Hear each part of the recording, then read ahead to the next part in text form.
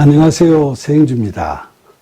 제가 하나님을 알기 전까지 저의 세계관과 가치관을 형성하는 데 있어서 큰 영향을 끼친 것은 불교 사상이라고 할 수 있습니다. 모친이 절에 열심히 다니셨기 때문에 어릴 때부터 종종 따라다니면서 그 분위기에 익숙했고, 커서도 법당에 들어가서 절하는 것이 별로 어색하지 않았습니다. 대학 방학 때는 암대에 가서 공부도 했었고, 결혼한 후로 모친의 권유로 부처님 오신 날에는 아내와 함께 동네 가까운 절에 가서 소원을 담은 연등을 달기도 했죠. 틈나면 불교 서적들을 읽어보기도 하고 반야신경은 암송을 하기도 했죠. 15년 전 하나님을 만난 이후에 그동안 알고 있던 재범무와 재행무상 일체계고라는 사상이 근간을 이루고 있는 불교 사상과 제가 성경을 통해 새롭게 알게 되고 믿게 된 기독교 사상을 연계해 보면서 많은 생각을 하게 됐습니다. 재범무화는 이 세상의 모든 존재에는 나라는 본질이나 주체성이 없고 나는 인연적 관계로 되어 있다는 이야기입니다. 부처님께서는 진리를 말씀하실 때 초월적인 신도 부정하시고 영혼도 부정하시는 무신무화의 가르침을 근본으로 삼으셨습니다. 그런데 이런 사상을 강조하신 석가모니 부처님께서는 인멸하시기 전에 슬퍼하는 제자들에게 마지막으로 의미심장한 유언을 이렇게 남기셨습니다. 너희들은 너 자신을 등불로 삼고 너 자신을 의지하여라. 진리를 등불로 삼고 진리에 의지하여라. 이 밖에 다른 것에 의지해서는 안 된다. 모든 것이 덧없느니라 라고 말입니다. 무아, 즉 내가 없다고 하는 것이 부처님의 가르침인데 그렇게 없는 내 자신에게 무엇을 의지하라고 부처님은 이런 유언을 하셨을까요? 힌두교 사상에서는 우리의 신체나 마음이나 정신은 항상 변화하고 불완전한 것이지만 그것과 달리 우리 자아의 궁극적 실체인 아트마는 변하지 않는 영혼으로 존재한다고 합니다. 이 아트마는 우리 신체가 죽어도 사라지지 않고 곧바로 다른 신체로 이동해서 생명력을 유지한다고 하는데 그것이 바로 윤회라는 겁니다. 흔히 사람들은 윤회 사상을 불교의 대표 사상이라고 생각하지만 이 사상은 실은 힌두교의 대표 사상입니다. 그러면 불교에서는 왜 부처님께서 불변하는 영혼이 없다고 하신 말씀을 받아서 아트만이 존재하지 않는다는 무아론을 주장하시면서도 다른 한편으로는 윤회 사상을 주요 교리로 채택하고 있었을까요? 이것도 불교 학자들 간의 해석이 다양합니다만 당시 부처님께서는 힌두교 사상에 깊이 물들어 있는 인도 사람들을 가르치시면서 이해를 돕기 위해서 윤회 사상을 활용하셨다는 설이 있는데 이게 꽤 설득력이 있다고 생각합니다. 어쨌거나 불교에서는 무아론과 윤회 사상을 모두 취하고 있기 때문에 제가 생각하기에는 불교에서 강조하는 무아는 자아를 완전 부정하는 것은 아니라고 봐야 할 것 같습니다. 특히 부처님 유언에서 한문으로 무상, 즉 덧없느니라는 말이 모든 것이 허무하다가 아니고 모든 것이 변한다는 것을 의미하니까 무아는 단순히 자아가 없다는 뜻이 아니고 변하지 않는 자아가 없다는 것을 뜻하고 있다고 할 수 있겠습니다. 그렇기 때문에 자아에 대한 집착을 버려야 한다는 의미도 내포하고 있다고 할 수 있지 않겠습니까?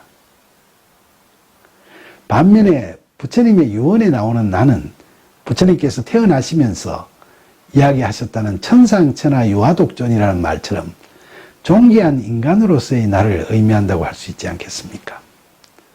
결국 부처님께서는 인생의 주체인 나 자신의 힘으로 부처님처럼 진리에 대한 깨달음을 얻고 해탈하라는 유언을 남기셨다고 하겠습니다.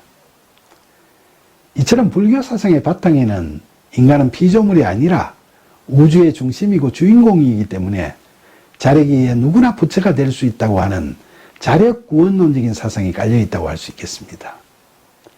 우주의 중심이란 말은 정말 멋진 말이고 희망찬 말이죠.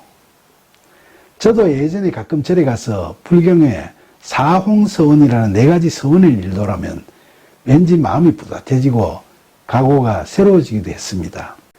중생무변 서원도 중생을 다 건지오리다. 번뇌무진 서원단 번뇌를 다 끊어오리다. 법문무량서원학, 법문을 다 배워오리다. 불도무상서원성, 불도를 다 이루어오리다. 이런 서원이 다 이루어지면 성불하는 것이니까 기분은 좋은데 이 서원을 이루기 위해서 우리는 구체적으로 무엇을 해야 할까요? 부처님께서는 인간 자신의 의지와 노력이야말로 자신의 운명을 바꾸고 사회를 변화시키는 유일한 출발점이 된다고 보셨던 것 같습니다. 그래서 그 의지가 약해지지 않도록 항상 단련하라고 하신 겁니다. 금강경에서는 인간이 성불하는 것, 즉 브라만이라는 본질에 합일될 수 있도록 하는 수행 방법으로 보시, 지계, 인욕, 정진, 선정, 지혜라는 육바라미를 이야기하고 있는데 얼핏 보면 기독교에서 이야기하는 것들과 상당히 흡사한 것처럼 보입니다.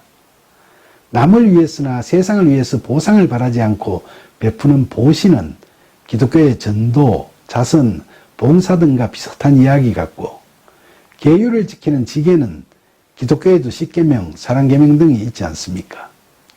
참는다는 인욕은 로마서 5장 4절에 인내는 연단을 이라는 구절을 떠올리게 하고 수도하는 정진은 표대를 향하여 달려간다는 바울의 고백을 연상케 합니다. 마음 다스리는 선정은 하나님과 만나는 묵상 기도를 생각나게 하고 실상을 바로 알고 집착하지 않고 비어나가라는 지혜라는 말을 들으면 기독교에서 이야기하는 내려놓음이 생각납니다. 그러나 야고보서 2장 10절에서 야고보는 온 율법을 지키다가 그 하나를 범하면 모두 범한 자가 되나니 라고 말하고 그리고 갈라디아서 3장 11절에서 사도 바울은 하나님 앞에서 아무도 율법으로 말미암아 의롭게 되지 못할 것이 분명하니 이는 의인은 믿음으로 말미암아 살리라 하였습니다 라고 말했습니다. 이처럼 성경은 누구도 율법을 완전히 지켜 의인이 될 수는 없다고 강조합니다. 인간은 자신의 구원을 자력으로 이룰 수 있다는 것이 불교에서의 가르침이고 인간은 구원을 스스로 해결할 능력이나 가능성이 없다는 자기 부정이 필요하다는 것이 성경에서의 가르침입니다. 자기 부정은 자신의 구원은 자력으로가 아닌 하나님의 은혜로만 가능함을 아는 것일 뿐만 아니라 삶의 과정에서 영적 전쟁은 하나님께 속한 것이며 우리는 그 전쟁에서 겪는 고난과 시련의 해결사가 아니라 하나님께서 싸우실 때 도구로 쓰일 뿐임을 제대로 인식하는 겁니다. 그런데 여기서 도구는 인격 없는 연장이라는 의미는 아닙니다. 신실하신 하나님의 도구라 함은 우리가 이미 믿음으로 의인이라 칭함을 받은 존재요 하나님의 은혜로 구원받은 하나님의 자녀라는 사실이 반드시 전제가 되어 있는 겁니다. 그토록 귀한 우리가 하나님께 절대적으로 의존하고 순종하면서 하나님의 영광을 위해 쓰임받은 자로 살아가는 것이 자신의 정체성을 바르게 알고 하나님의 창조 목적을 제대로 이해하며 자신의 삶의 목표를 바르게 찾아가는 자존감 있는 믿는 자의 모습이라고 하겠습니다. 두 번째로 재행무상은 인간과 세상 만물뿐만 아니라 이 세상의 어떤 행동이나 어떤 인간관계라도 지속성이 없다는 것을 의미합니다. 지속되기 위해서는 지탱하는 본질이 있어야 하는데 이 세상에는 본질이 없고 가변적인 현상만 있어서 항상 변화한다는 이야기입니다.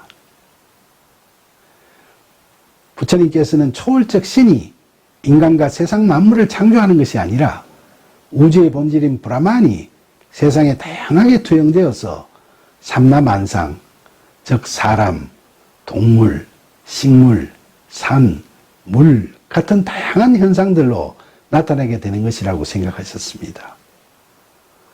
세상에 나타나는 갖가지 현상들은 본질이 아니고 브라만이 투영된 환상일 따름이라고 본 것입니다. 반야신경을 보면 색적 시공, 공적 시색, 즉 색이 공이요 공이 색이라고 합니다. 산은 산이 아니요 물은 물이 아니다는 말은 색적 시공의 경지를 뜻하는 것 같고 산은 산이요 물은 물이다라는 말은 공적 시색의 경지를 의미하는 것 같습니다. 이 말은 중국 노자가 이야기하는 유무상생의 이치와도 일맥상통한 것이라고 하겠습니다. 그릇은 텅 빈 공간이 중간에 있어야 그릇으로 설 수 있듯이 무와의 관계 속에서 비로소 유가 되고 유와의 관계 속에서 비로소 무가 된다고 하는 유무상생론은 불교와 마찬가지로 관계론이라는 철학에 속해 있습니다. 반야신경에서의 색적 시공, 공적 시색은 색에는 공이 전제되어 있고 공하기 때문에 색이 될 수 있다는 관계성을 이야기하고 있지 않습니까? 그리고 수상행식 역부여시라는 말은 감각작용, 지각작용, 의지작용, 인식작용도 모두 그런 이치라는 말입니다. 이 생각은 화엄경에 나오는 일체유심조, 즉 모든 것은 다 마음이 만들어낸 허상이다라는 깨달음과도 통하는 것 같습니다. 저는 원효대사가 캄캄한 동굴에서 심한 갈증이 나서 해골바가지 물을 맛있게 마셨다는 어릴 때 들었던 이야기가 너무나 깊이 각인이 되어서 일체유심조라는 말을 그동안 저의 삶의 유익한 교훈으로 삼아왔습니다. 이 세상을 살아가는 누구에게나 일체유심조라는 말은 희노애락의 감정을 다스려 나갈 수 있는 좋은 가르침이 된다고 생각합니다. 그러나 일체유심조라는 말과 관련해서 반드시 유념할 것이 있습니다. 3차원의 세계를 바라보는 이치를 창조주이신 하나님의 존재를 논하는 데에도 그대로 적용하려고 하는 것은 저는 교만이라고 생각합니다. 인간을 창조하신 하나님이란 존재를 인간 자신의 마음으로 만들어낸 허상에 불과하다고 생각하는 것을 과연 옳다고 할 수 있겠습니까? 하나님은 우리의 빛이요 구원이요 생명의 능력이십니다. 세 번째로 일체계고는 모든 것이 시간적으로 무상한데, 즉 변하는데 불변의 실체가 없는 그 모든 것에 집착하는 것은 괴로움이라는 이야기입니다. 부처님께서는 득도 후 최초로 하신 설법에서 인간의 괴로움의 문제를 고진멸도라는 4단계로 구분해서 사성제라는 진리로 해결해 나갈 것을 말씀하셨습니다. 고성제라는 것은 인간의 괴로움이라는 것이 무엇인가에 대한 진리를 말합니다. 집성제는 괴로움의 원인을 찾는 진리를 의미하는데, 괴로움은 허욕과 분노와 어리석음, 즉 탐진치가 모여서 일어난다는 진리를 말합니다. 소위 무소유를 이야기한 법정스님은 우리가 사람이나 물건을 사랑할 때 텅 빈 마음에서 바라보기만 하는 것만으로도 충분한데 그것을 소유하려고 하기 때문에 고통이 생긴다고 말했습니다. 우리가 미술관에서 보고 좋다고 생각했던 그림도 정작 자기가 소유하게 되면 집착하게 되니까 혹시 도둑을 맞지 않을까 걱정하는 마음도 생기고 훼손되지 않을까 보관하는데 많은 힘이 들게도 되는 겁니다. 야고보서 1장 15절에 욕심이 잉태한 즉 죄를 낳고 죄가 장성한 즉 사망을 낳는다라는 말씀처럼 성경에서도 죄의 은인을 욕심에 두고 있습니다. 재물, 명예, 권력, 가족, 직장 같은 내 삶의 모든 것에 대한 내 생각과 행동을 다 내려놓고 모든 인식과 결정과 실행을 하나님께 맡기고 순종하는 마음 자세로 살아가는 내려놓음은 하나님의 은혜로운 인도하심이 없이 나의 의지나 노력만으로는 결코 이룰 수 없는 것입니다. 그리고 멸성제는 고의 소멸에 대한 진리를 의미하는데 모든 번뇌에서 벗어나 평강을 찾는 일반의 경지인 해탈을 말합니다. 마지막으로 도성제는 고의 소멸에 이르는 길을 말하는데 모든 괴로움을 없애고 열반에 이르기 위한 실천에 관한 진리, 바로 집착을 제거하기 위한 수행을 실천하는 진리를 이야기하고 있습니다. 불교에서는 그 실천 방법으로 8가지 바르게 사는 법, 즉 8정도를 제시합니다. 그러나 이런 가르침은 세상에 있는 모든 것을 다 끊어버리고 머리 깎고 수행의 길로 들어선 수도성들도 실천하기 어려운 것들인데, 세상에 발을 딛고 하루하루 살아가면서 그 속에서 구원의 길을 모색하는 우리 같은 사람들이 이 수행 방법대로 다 실천할 수 있는 가능성이 과연 얼마나 될까요? 자력 구원을 시도하는 사람들은 겉으로 보기에 떳떳하고 멋있게 느껴질지 몰라도 우리는 육신을 입고 있기 때문에 자신의 의지와 노력만으로 우리가 지향하는 구원을 이룰 수 있을 가능성은 없다고 생각합니다. 저는 인간의 한계와 약함을 전제로 할 때 하나님의 은혜로운 십자가 복음만이 죄의 문제를 해결할 수 있는 열쇠가 된다고 믿고 있으며, 이러한 복음의 진리를 믿게 되는 것도 제 자신의 이성과 지성이 아닌 은혜로운 성령의 도우심이 있어야만 가능하게 된다고 생각합니다. 그런데 불교에서는 아집 아상을 버려라 하고 이야기합니다. 자신의 지식이나 경험, 종교, 가문, 고향, 신분 등에 갇혀서 자기 주장과 자기 합리화에 골몰하는 아집과 아상을 버리라는 겁니다. 저는 자기 자신이 사로잡혀 있는 모든 것에서 벗어나서 눈을 환하게 떠야 한다는 이 말이 정말 가슴에 많이 와닿습니다. 우리가 닫힌 사고의 창을 열고 자기 자신을 바라볼 수 있어야 우리의 근본이 무엇이고 우리 인간의 가능함이 어디까지인지를 분명히 알게 되고 하나님 나라에 대한 진리를 깨닫게 될 것이 아니겠습니까? 그런데 우리가 열린 사고를 통해 예수 그리스도의 십자가 복음이 참된 진리임을 깨달았다 하더라도 역지사지해보면 하나님을 믿지 않는 사람들이 볼 때는 우리의 이 생각들도 아상이라고 반박할 수 있지 않겠습니까?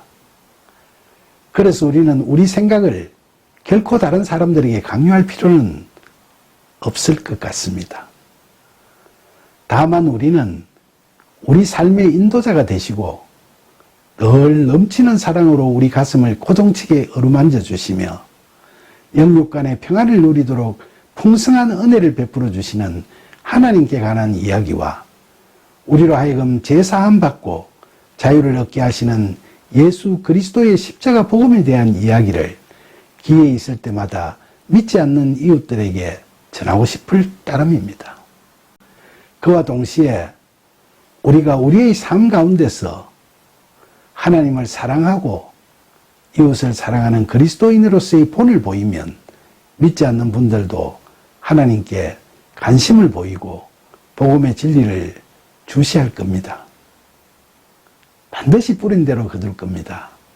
연약하고 실수하는 우리를 늘 도우시고 이끄시는 완전하신 하나님의 사랑과 은혜가 저와 여러분에게 늘 충만하기를 간절히 소망합니다. 감사합니다.